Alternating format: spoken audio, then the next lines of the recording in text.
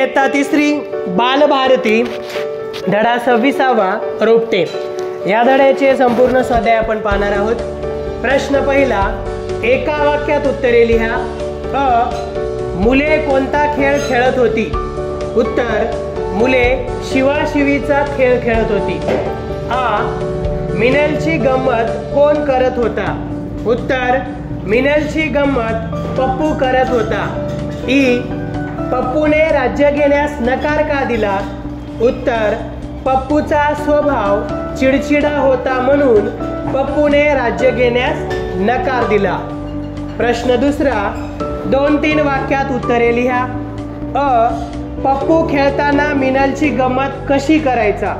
उत्तर, मिनल शिवण्यासाठी जवळ आली की पप्पू धूम पळायचा, पुन्हा शांत उभा राहायचा, अशी बराच वेळ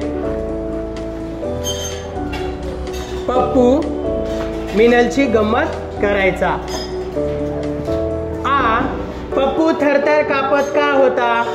उत्तर, पप्पूकडून शाळेच्या परिसरात लावलेल्या रोपट्याचा शेंडा मोडला आणि आता आपल्याला गुरुजी रागावणार या भीतीने पप्पू थरथर कापत होता।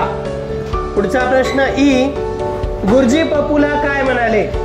उत्तर, गुरुजी पप्पूला म्हणाले, झालेली चूक प्रामाणिकपणे कबूल करायला धैर्य लागते। तुझ्याकडून नकळत रोपाचा शेंडा तुटला आणि झालेली चूक तू कबूलही केलीस, हे ऐकून बरं वाटलं। मी उद्या 2 रोपे आणणार आहे, त्यांना वाढवण्याची जबाबदारी पप्पू तुझी। ई, पप्पू मधील कोणकोणते गुण तुम्हाला दिसतात? उत्तर, खोडकरपणा, चिडचिडेपणा, प्रामाणिकपणा व चूक कबूल करण्याचे धैर्य हे गुण पप्पू मध्ये दिसतात। उ, पप्पूचा कोणता गुण तुम्हाला घ्यावासा वाटतो? उत्तर, आपली चूक प्रामाणिकपणे कबूल करणे हा पप्पूचा गुण आम्हाला घ्यावासा वाटतो। प्रश्न तिसरा, वाक्यात उपयोग करा। अ, आरंभ करणे। उत्तर, सर्व मुलांनी खेळाचा आरंभ केला। आ, धूम पळणे। उत्तर, मांजराला पाहून उंदीर मामा धूम पळाला।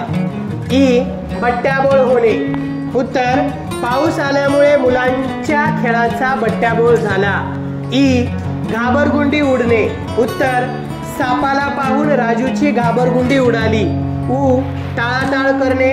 उत्तर, मीना काम करायला टाळाटाळ करते। उ, पाय लटपटणे। उत्तर, खोल दरी पाहून राजूचे पाय लटपटू लागले। ए, आकाश ठेंगणे वाटणे। उत्तर, बाबांनी नवीन सायकल आणल्यावर प्रणयला आकाश ठेंगणे वाटले।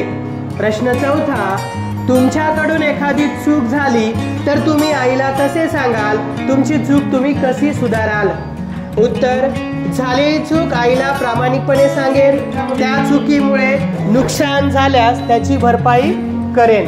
तर या धड्याचे संपूर्ण स्वाध्याय सुंदर अक्षरात लिहून काढा आणि वाचन करा।